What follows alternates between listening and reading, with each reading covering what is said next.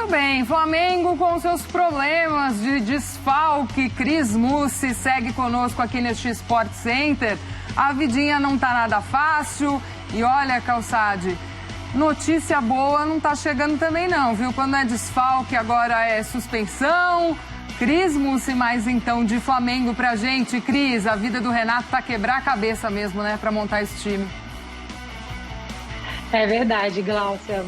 Boa tarde, Paulo. Boa tarde a todos mais uma vez. Exatamente, né? Se por um lado tem as boas notícias, né? No caso aí da animação do possível retorno do Diego, do Gustavo Henrique, já tem aí esse desfalque certo para a Libertadores, né? Então, o Renato segue sempre com essa recorrência, né, de desfalque, de convocação, enfim, o Flamengo sempre inconstante nessa formação durante o Campeonato Brasileiro, que inclusive durante 10 jogos, né, o Flamengo nessa temporada sofreu com a convocação da seleção, por conta da Copa América e agora das eliminatórias, né? E exatamente nesse período da Copa América enfrentou também o Bragantino, o Fortaleza e o Juventude. E se por um lado aí o pessoal acha que porque o Juventude está em 15º ali na tabela com apenas 28 pontos e 25 jogos e 6 vitórias na competição, por um lado, dessas 6 vitórias, uma foi exatamente contra o Flamengo, 1-0, né? Então, é um time que costuma criar bastante problema para o Flamengo, assim, para ter um retrospecto geral dos 22 confrontos no Campeonato Brasileiro,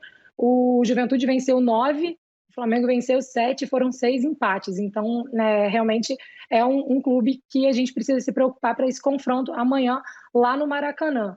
E além dos desfalques, né, em relação às lesões, enfim, a convocação, o Vitinho, né, para quem não acha o Vitinho importante para esse time do Flamengo, ele jogou 48 jogos esse ano, né, 24 como titular, fez 13 assistências, 12 gols, é um dos garçons aí importantíssimos para esse time do Flamengo, ao lado do Arrascaeta, que também não vai jogar na partida de amanhã. Então, o Flamengo fica muito limitado, inclusive, nessa situação da criação, né? Então, o Renato tem aí algumas opções, né, para poder escalar para essa partida amanhã no lugar deles, né, como o Kennedy, o Gomes, o Rodinei e o Lázaro, mas, enfim, não fica sendo aquele Flamengo fortalecido ali, criativo, integrado, como o torcedor está acostumado a acompanhar.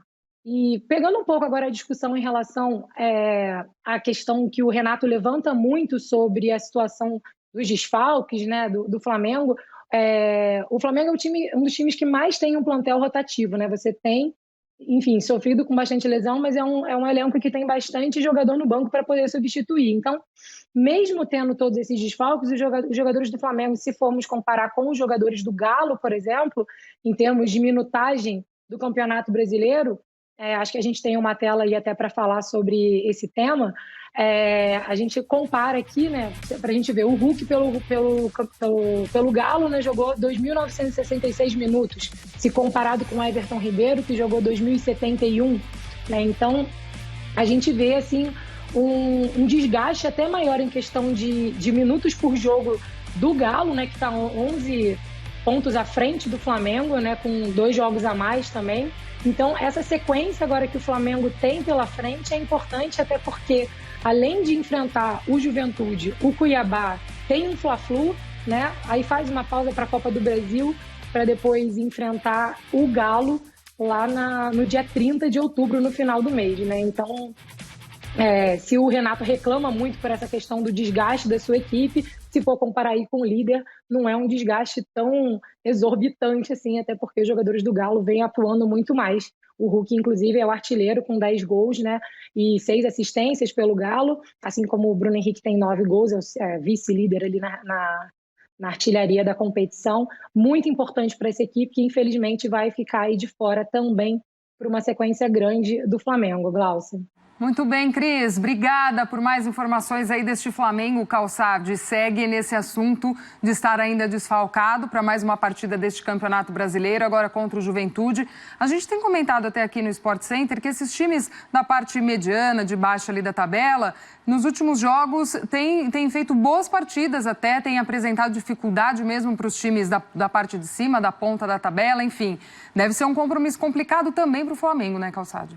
Quando o campeonato começa a buscar buscar uma definição para todo mundo, né? Para aquele que está embaixo, quem está no meio está começando a pensar, pô, será que tem uma vaguinha para uma competição internacional? Quem está na ponta está disputando o título. Então, é um outro campeonato, né? Neste momento, você olha para cada jogo e você sabe exatamente a história que contém cada partida. Porque é um time que está buscando uma saída, outro precisa melhorar de rendimento, porque a torcida está pressionando, quem busca a liderança. Agora, o Renato convive com isso, porque a gente fica nessa roda viva, né? Não sai disso. Que é calendário ruim, desfalques, rendimento, queda, o reserva, o que ele é diferente do titular. E o Flamengo tem uma formação, porque o futebol brasileiro vive assim, nesse pilar, que é qual é o time, qual é o 11, qual é a escalação. Quando isso não aparece, todo mundo pira. Então, quem é o titular? E é muito difícil você estabelecer um titular, embora no time do Flamengo, o time do Flamengo é o que mostra isso mais claramente. Quem é o 11 titular? Você sabe hoje. Você sabe qual é o 11 titular do Renato. Isso é muito claro.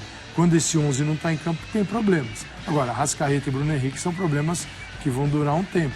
Embora a chegada do Renato, o Renato tenha recuperado jogadores, Pedro naturalmente é difícil chamar o Pedro de reserva, né, pela qualidade que ele tem, mas ele trouxe Vitinho para um outro momento, trouxe o Michael também, tem aí o Thiago Maia já com mais minutos, e o que nós vimos naquela tela é a base dos dois times.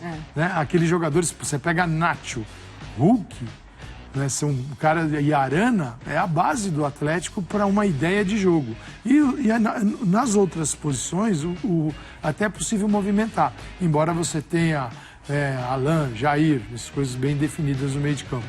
Mas é isso é a natureza do Campeonato Brasileiro. A gente vai discutir eternamente enquanto o calendário for assim, nessa linha que a gente vê, que é de destruição dos clubes e não de aproveitar a virtude que eles têm. Mas o Renato vai ter que se virar. E olha, aquela minutagem do Hulk, ela é preocupante. Não tem Libertadores para o Galo, mas tem o Brasileiro. É que o Brasileiro é o seguinte, os 3 pontos de hoje são tão importantes quanto os 3 pontos de amanhã. Mas no mata-mata, isso pode pesar. E ele tem Copa do Brasil pela frente. Já chega num desgaste, né? Muito alto. Já num limite mesmo, né, Calçado? Embora não esteja ficando fora, enfim, mas já está num limite. É físico e é mental. Sim, é que o futebol ignora essas coisas. Né? Ele é uma máquina de rendimento. Então, quem está fora acha que quanto mais, melhor. Não é assim. É preciso respirar, porque senão o jogador entra numa situação que a ciência, né, do treinamento conhece, que é o overtraining, é o excesso. E às vezes, né, nem sempre, né, os clubes têm comissões técnicas muito bem preparadas, mas quando o jogador entra numa rota de baixa, ele tá assim, para baixo, às vezes aumenta o treinamento dele, para ele se recuperar. É aí que ele desaparece, porque na verdade ele está precisando de uma recuperação e não do excesso. Isso é muito presente no futebol brasileiro, isso a gente enxerga em vários jogadores. Tem que tomar cuidado com o Hulk.